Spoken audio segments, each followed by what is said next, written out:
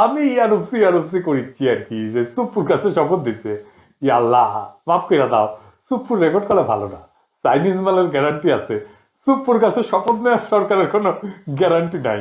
হাসিনা 7 মাস টিকেছে, professor Yunus 1.5 বছর, দেখা যাক তারেক রহমানের সরকার কয়দিন টিকে। আমার একজন কইছে যে প্রফেসর ইউনূসের সরকার ছিল ইন্টারিম, আর তারেক রহমানের সরকার হইতেছে ট্রানজিশনাল। মানে অনেকেই কইতেছে এটা এটা বেশি দিন থাকবে না, মানে কইতেছে এই সরকারের মেয়াদ পূরণ করার আগে কোলাপস করবে, দপ্পাস করে পড়বে দুঃশাসনের জন্য। ক্ষমতা আসার আগে যে জুলুম শুরু করছে সেটা কথা আর কি বলবো। তারেক রহমান ইচ্ছা করে কোনো বার্তা দিতেছেন না, কর্মী পর্যায়ে শয়ে শয়ে বাড়িতে আগুন দেওয়া হইতেছে, মারধর করা হইতেছে, লুটপাট করা হইতেছে, দোকান বসতবাড়ি ভাঙচুর করা হইতেছে, খুন করা হইতেছে, এমনকি ধর্ষণ করা হইতেছে। সেটা আবার চাপাও দিতেছে তারেক রহমানের চাকর বাকর যে সাংবাদিক গুলো আছে সেগুলো। কোনো স্যাদ ব্যাদ নাই তারেক রহমানের, উনি সম্প্রীতি দেখাইতে যাইতেছে। বিরোধী দলের নেতাদের বাসায়, নাহিদের বাসায় যাইতেছেন, শফিক সাহেবের বাসায় যাইতেছেন, কিন্তু কর্মীরা যে জুলুম করতেছে অন্য দলের উপরে সেটার ব্যাপারে কোনো ভূক্ষেপ নেই। জামাত এনসিপির ভাইরা আপনাদের বলি, জুলুম কলে চলবে আপনাদের উপরে, এটাই উনার প্ল্যানের অংশ। জুলাইয়ের সাথে যুদ্ধ উনার প্ল্যানের অংশ। আপনি বিএনপি আলাদার আলাপগুলো দেখেন, আমার আর ইলিয়াসের সোশ্যাল মিডিয়া ইউটিউব বন্ধ করে দিবে, হাদির কবর উড়াই দিবে, আমাদের ধরে নিয়ে গিয়ে বিচার করবে। যে সবচেয়ে ভদ্রভাবে কথা বলতেছে বিএনপি, সেও বলতেছে অনেক হয়েছে, এবার থামেন, দেশটারে শান্তি দেন, চুপ থাকেন। চুপ করানো হইতেছে সবচেয়ে ভদ্র অ্যাপ্রোচ তাদের।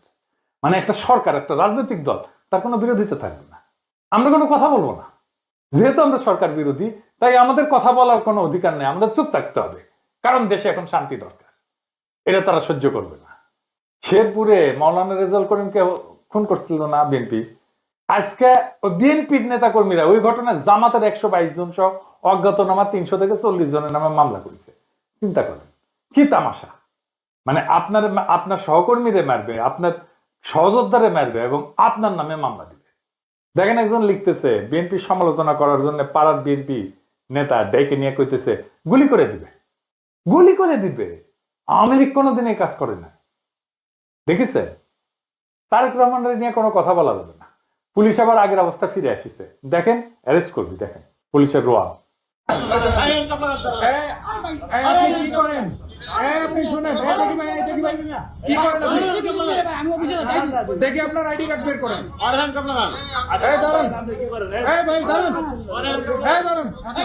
কি বলছেন? আমি বলছি যে ভাই রাস্তায় যান, আপনারা কি জানেন কিনা এই বিষয়টা আমি বলছি। হ্যাঁ, তারপরে কি বলছেন? তারেক রহমান বিষয়ে কোনো কথা বলছেন? আমি যদি তারেক রহমান মারা তাহলে আপনারা ইয়েতেন না, কেয়ার করতেন না। উনি প্রশ্ন করছে গাড়ি ঘোড়া কম চলতেছে কি জন্য? হ্যাঁ, কম চলতেছে কি জন্য? আমাদের একজনে বলছে যে আমরা তো এরকম জানি না, আমাদের এরিয়া তো ক্রিকেট থানা, ক্রিকেট থানা এলাকা আমাদের এরিয়া। উনি প্রশ্ন করে যে আপনারা তাহলে কি করেন, কি করেন? যদি তারেক রহমান মারা যায় তাহলে আপনারা যাবেন না, রেসপন্স করবেন না। আমার প্রশ্ন হলো এখানে তারেক রহমান মারার প্রসঙ্গ কেন আসবে? এই কথাটা কেন আসবে? দেখেছেন? আর বিভিন্ন জায়গায় আওয়ামী লীগ অফিস খুলে বসতেছে, অফিস খুলতেছে, তাদের অফিস খুলে হইতেছে। বিএনপির লোকেরাও অফিস খুলতেছে, আওয়ামী লীগের লোকেরাও উৎসব করে অফিস খুলতেছে। মনে হয় আওয়ামী লীগ জিতেছে নির্বাচনে, আসলে তো আওয়ামী লীগ জিতেছে। তো এটা তো বিএনপি এবং আওয়ামী লীগের বিজয়। আমি কইছিলাম না, দেন না ভোট ধানের শীষে, ওটার পাশায় শোয়া আছে, ওটা যখন যাবে না টের পাবেন। দেখেছেন অবস্থা? তো কেমন হইল তারেক রহমানের মন্ত্রিসভা? তারেক রহমানের মন্ত্রিসভা নিয়ে আমার কোনো উৎসাহ ছিল না, তারপরও একসাথে রাজনীতি করার কারণে কিছু ঘনিষ্ঠ মানুষের মন্ত্রিসভা আছে, ওনারা এখন বেশিরভাগই যোগাযোগ করেন না। আমি তাদের নাম বললে তাদের বিপদ বাড়াইতে চাই না, আমি তাদের সাফল্য কামনা করি। এই মন্ত্রিসভায় সবার আমল নামা জানা নাই, তবে এটা একটা ইনক্লুসিভ মন্ত্রিসভা হয়েছে। ইনক্লুসিভ মানে রংধনু না, না না না না না, রংধনু না, মানে সবাই নিয়া। এখানে বিএনপি আছে, গণ অধিকার পরিষদ আছে, গণসংহতি আছে, আবার নিরপেক্ষরাও আছে। যেমন ডক্টর জাহিদ নিরপেক্ষ রাজনৈতিক বিশ্লেষক, সেও বিএনপি সরকারে আছে, তো নিরপেক্ষদেরকেও নিছে। প্রফেসর ইউনূসের সরকারও আছে, যেমন অ্যাটর্নি জেনারেল, আবার গুপ্ত আছে। গুপ্ত গুপ্ত কে গুপ্ত জানেন? জানেন না? হ্যাঁ, শুনে আপনার সরকারে একজন বিদেশি নাগরিককে আপনি জাতীয় নিরাপত্তা উপদেষ্টা করেছেন। আপনার কি সেই আক্কেল জ্ঞান নাই? একজন বিদেশি নাগরিকের কাছে এই দেশের সেনাবাহিনী নিরাপত্তা সংক্রান্ত রিপোর্ট প্রদান করবে, কিভাবে ভাবলেন সেই জাতীয় নিরাপত্তা উপদেষ্টাকে আপনি বিদায় করুন? সেই জাতীয় নিরাপত্তা উপদেষ্টা হয় নিজে পদত্যাগ করবে, না হয় আপনি তাকে বিদায় করবেন। এই দেশের নিরাপত্তা সংক্রান্ত কোন জাতীয় দায়িত্ব বিদেশি নাগরিকের হাতে থাকতে পারে না। Wake up to reality. Khalilur Rahman তিনি টেকনোক্র্যাট কোটায় মন্ত্রিত্ব পেয়েছেন।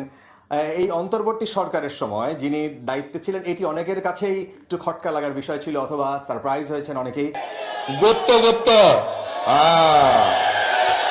বিএনপি এনসিপি কইতো যে কিংস পার্টি, আর প্রফেসর ইউনূসের সরকারের স্বরাষ্ট্র সচিব তারেক রহমানের মন্ত্রী পরিষদ সচিব, প্রফেসর ইউনূসের অ্যাটর্নি জেনারেল তারেক রহমানের আইন মন্ত্রী, প্রফেসর ইউনূসের নিরাপত্তা উপদেষ্টা তারেক রহমানের পররাষ্ট্রমন্ত্রী, তারপরেও এনসিপি কিংস পার্টি। তো বিএনপির সমর্থকেরা নারী নেতৃত্ব নিয়ে কান তো ঝালাপালা করে দিছিল, মনে আছে না? ক্যাম্প জামাত নারী ক্যান্ডিডেট দিল না, কিন্তু বিএনপি নারী মন্ত্রণালয়কে দিল একজন পুরুষকে। হ্যাঁ, বুঝিস, মন্ত্রী একজন আর প্রতিমন্ত্রী দুইজন, মোট 3 জন। সংখ্যালঘু সম্প্রদায় থেকে 2 জন, তা আবার একজন পার্বত্য চট্টগ্রাম থেকে। ওইটা পার্বত্য চট্টগ্রাম বিষয়ক মন্ত্রণালয়, ওইখানে পার্বত্য চট্টগ্রাম থেকেই একজন মন্ত্রী থাকে। তো হিন্দুরা তো ভোট দিলেন, আপনাদের মন্ত্রী কইয়া দা ফ্রি ফ্রি সার্ভিস আর কত দিবেন? গয়েশ্বর বাবু হেভি চেতিছে মন্ত্রী হতে না পাইয়া, দেখেন চেতে বেতে চলে যেতেছে, দেখেছেন?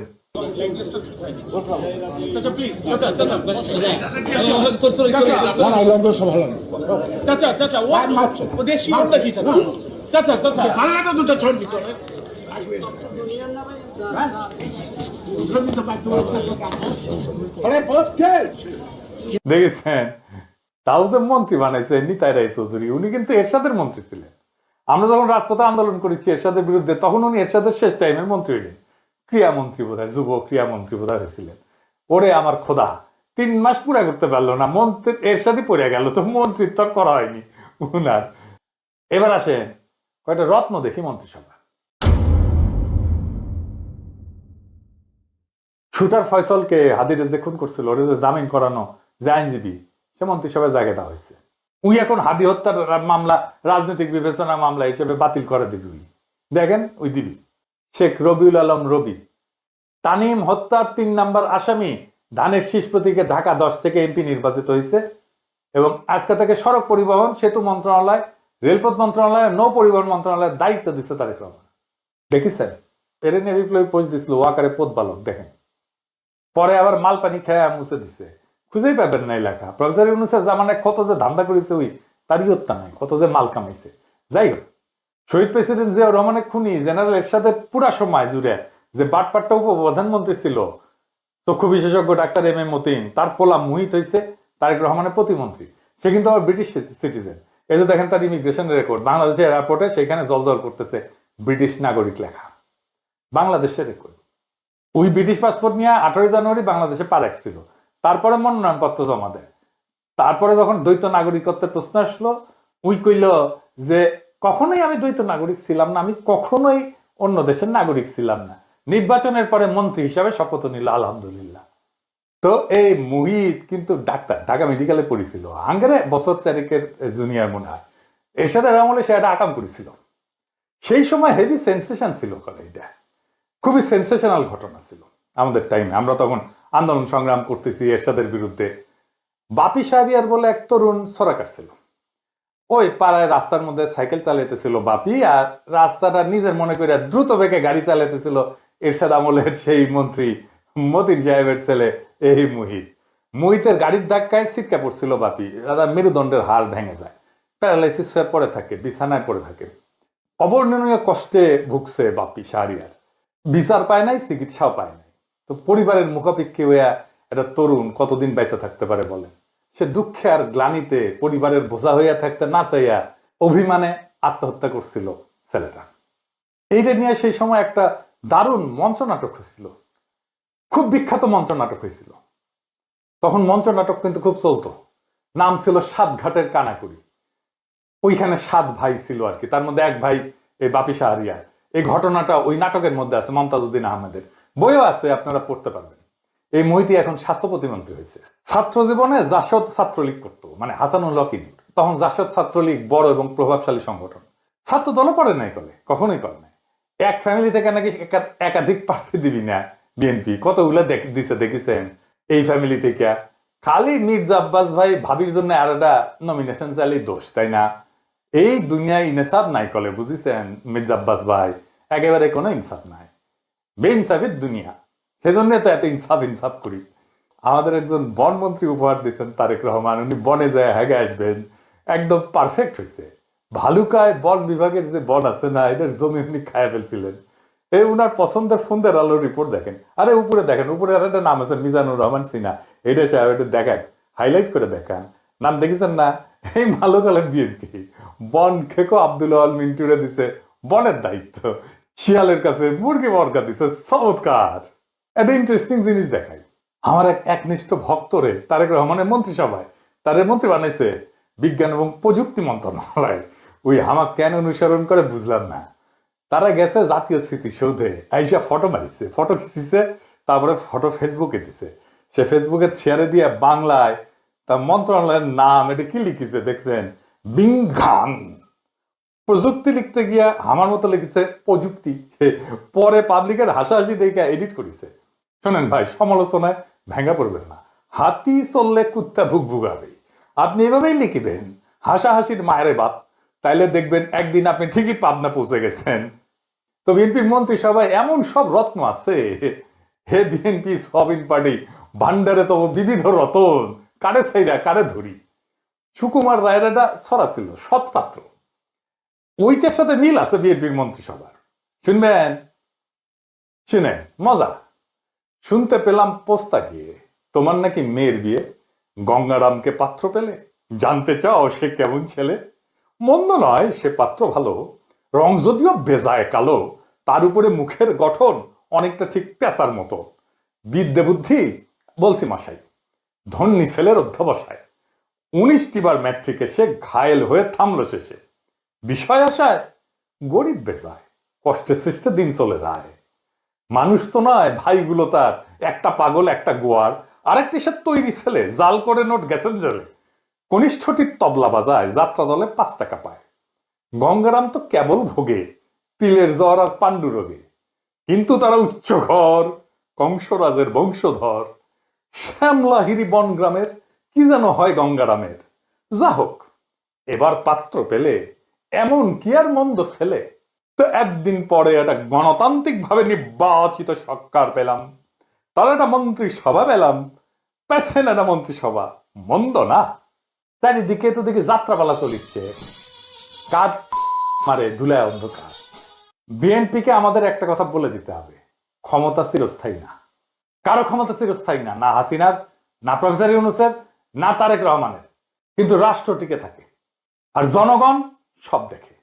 বিএনপি যদি সত্যিই নতুন বাংলাদেশ বানাইতে চায়, তাহলে সমালোচকদেরকে শত্রু বানায়েন না, ভয় দেখায় নীরবতা কিনতে যায়েন না, মিডিয়া দিয়া এইরকম ন্যারেটিভ তৈরি করেন না যে ভবিষ্যতের অজুহাত তৈরি করবে।